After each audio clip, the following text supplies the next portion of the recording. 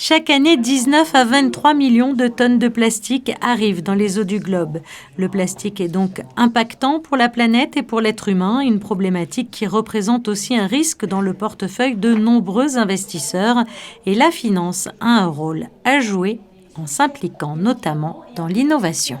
Ce qui est très difficile parce que c'est un risque pour les investisseurs et les investisseurs préfèrent investir dans quelque chose de dérisqué.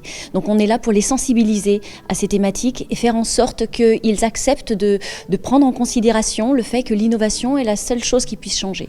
Après, il y a aussi soutenir des groupes parfois auxquels on ne pense pas forcément. On nomme souvent ici les groupes pétroliers pour les amener à payer, à prendre en charge ces transitions et ce changement. Ça a un coût. Et donc, on a besoin de la finance pour ça. Aujourd'hui, de nombreux groupes sont pointés du doigt, notamment la marque Danone, l'un des plus gros pollueurs qui se retrouve aujourd'hui sous les feux de l'actualité.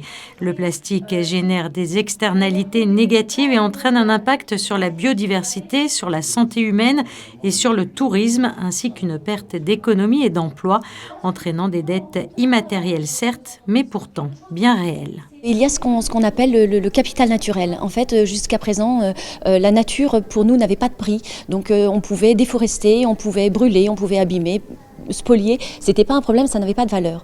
Or, on se rend compte que ce capital naturel a un fort coût et que parfois même il est supérieur au coût de ce que coûte une société.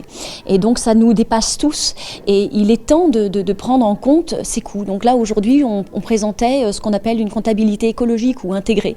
Ça fait sursauter certains et pourtant c'est nécessaire parce que justement ça prend en charge à la fois la valeur que crée une société lorsqu'elle crée de l'emploi, lorsqu'elle crée de la santé, lorsqu'elle crée tout ça, mais ce qu'elle détruit également au travers de ses actions et de son business plan. Le plastique présente de nombreuses propriétés différentes et il reste parfois assez complexe pour le recyclage.